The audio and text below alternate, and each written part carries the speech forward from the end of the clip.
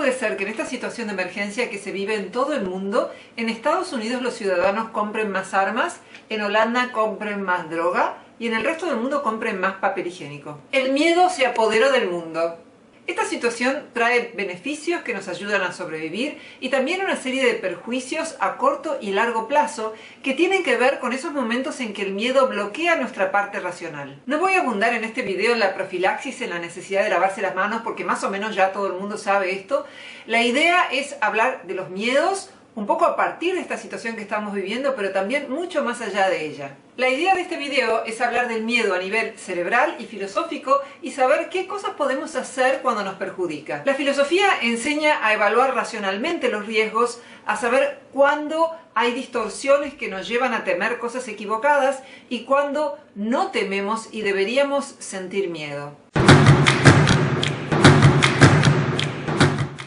El miedo no es sonso, dice el refrán, es nuestro mecanismo de supervivencia más antiguo. Forma parte del cerebro primitivo que compartimos con otros animales y está al servicio de nuestra supervivencia. Es un motivador, despierta nuestro sistema de alerta y nuestros niveles de energía. Nos hace estar atentos a las noticias, lavarnos las manos para no contagiarnos enfermedades. El miedo en ese sentido es un maestro, nos enseña de qué debemos huir basados en nuestra experiencia pasada. Y quien simula esos diversos escenarios es el córtex prefrontal, es lo que está detrás de la frente, nuestra parte racional y evolutivamente más reciente y si quieren más imperfecta.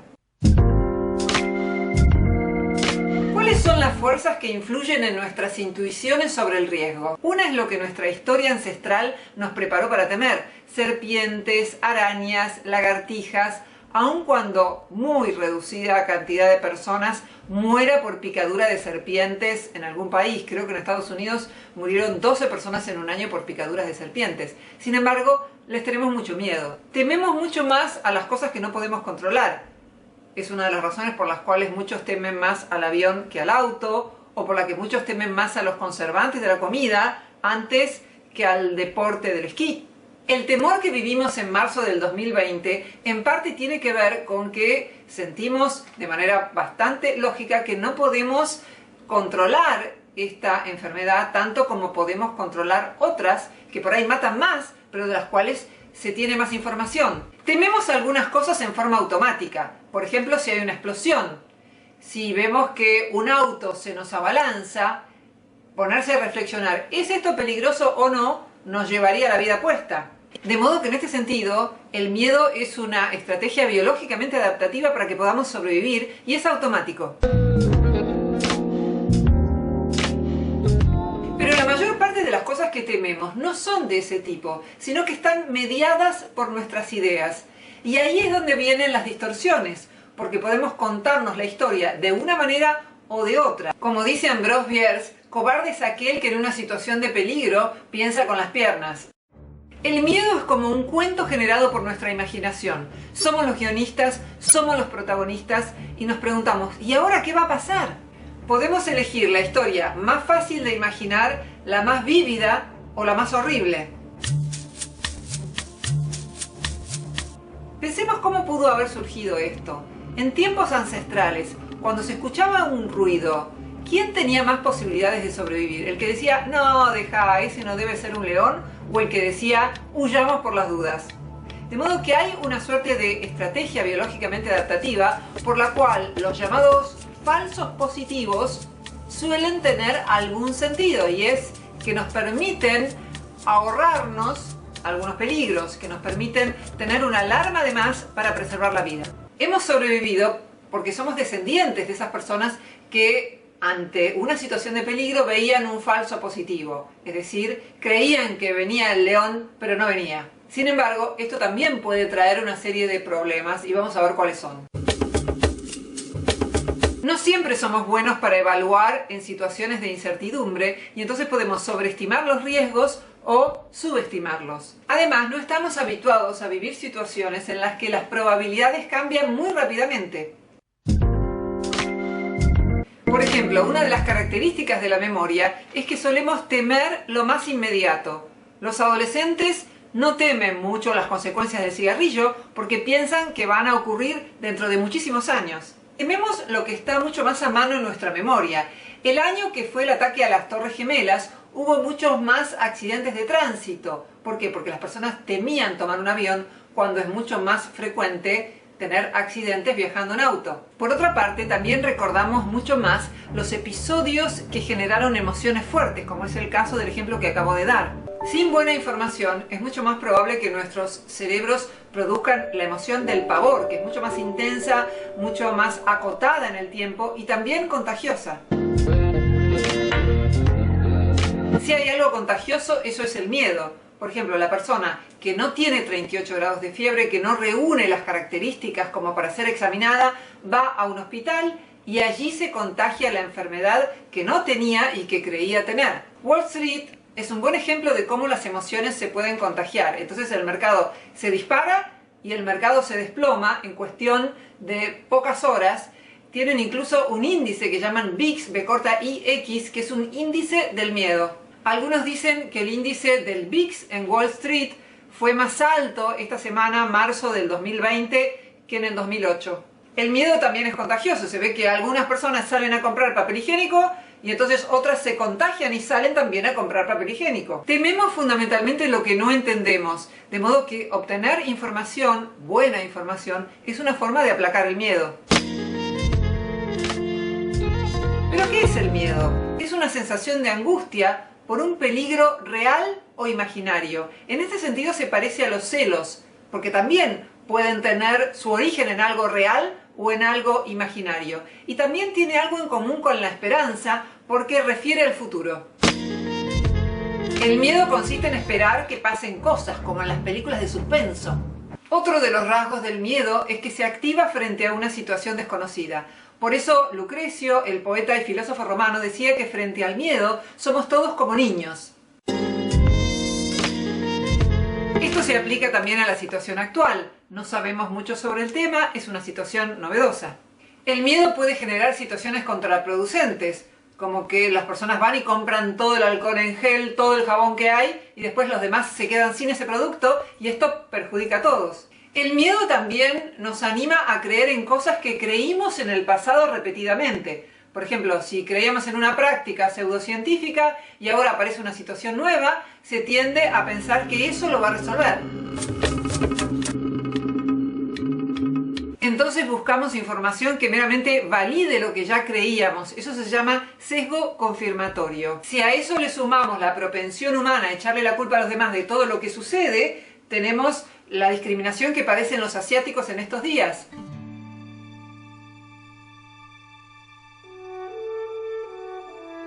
Fíjense cómo en este edificio recomiendan el aislamiento de las personas asiáticas que viven en la Argentina tanto como los que redactaron el cartel.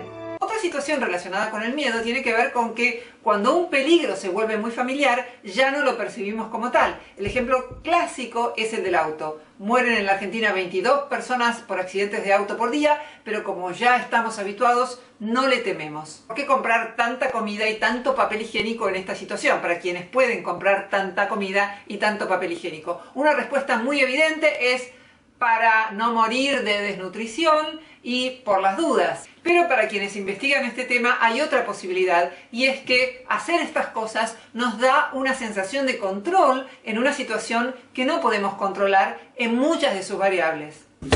Otra de las variantes del miedo es la ansiedad, que a diferencia del miedo no tiene un objeto tan definido. Se siente miedo a las arañas, algo muy concreto, pero la ansiedad no es tan puntual.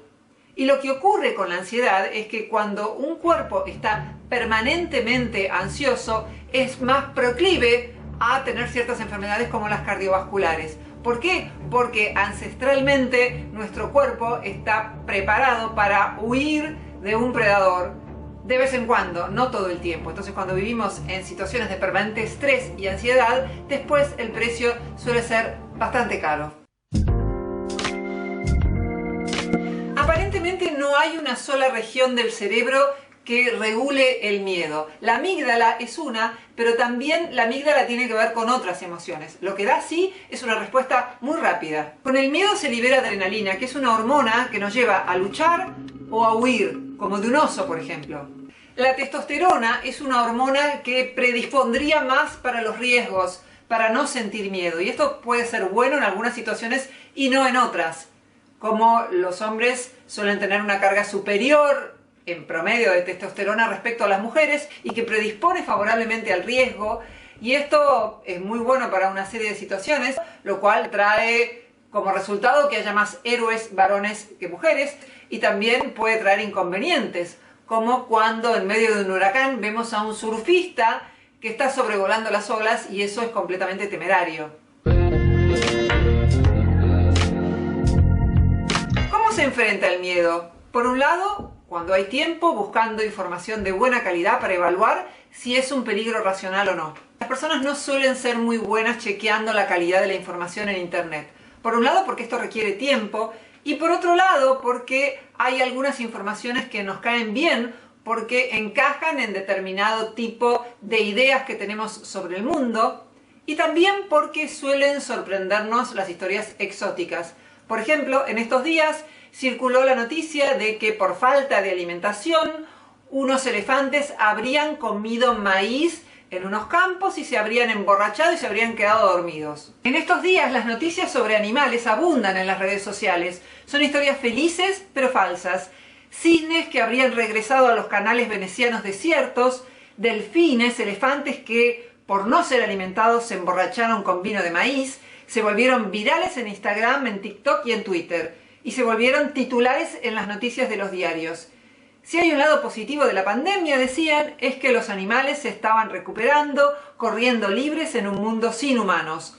Los cisnes aparecen regularmente en los canales de Burano, una pequeña isla en el área metropolitana de Venecia, donde se tomaron las fotos. Los delfines, supuestamente venecianos, fueron filmados en un puerto de Cerdeña, en el mar Mediterráneo, a cientos de kilómetros de distancia. Nadie descubrió de dónde provienen las fotos del elefante borracho, pero un informe de noticias chino desacreditó las publicaciones virales. Si bien los elefantes llegaron recientemente a una aldea en la provincia de Yunnan, China, su presencia no es inusual y no hubo elefantes borrachos en un campo de té. Demasiada información en los medios también puede generar ansiedad, y convendría que pongamos un límite a la cantidad de tiempo que estamos mirando noticias. Otra forma en que se enfrenta el miedo es con técnicas de relajación, respirando hondo, por ejemplo, y dejando exhalar el aire lentamente. Si es necesario enfrentar un miedo, hay una técnica que se llama de exposición gradual. Por ejemplo, a alguien le tiene miedo a las arañas. Entonces se compra una araña de juguete, la pone a 3 metros el primer día y la va acercando cada día un poquito más hasta que ya no le tiene temor. Y por supuesto tiene que haber una araña real para ver si puede soportar la ansiedad de ver una araña. También se enfrentan los miedos con la denominada reestructuración cognitiva, que es la posibilidad de ver si estamos contándonos la historia objetivamente o no. Es decir, tratar de examinar cuán racional es ese miedo. Aristóteles tenía una buena idea, que es la de aprender la valentía mirando cómo obran las personas valientes. Muchas veces es mucho más efectivo hacer eso que toda una clase teórica sobre el coraje. La valentía es la virtud que permite dominar el miedo. No significa no sentir miedo. El que no siente miedo es temerario. El coraje, en cambio, o valentía, lo que hace es permitirnos enfrentar un miedo adecuadamente. Es el término medio entre la cobardía y la temeridad.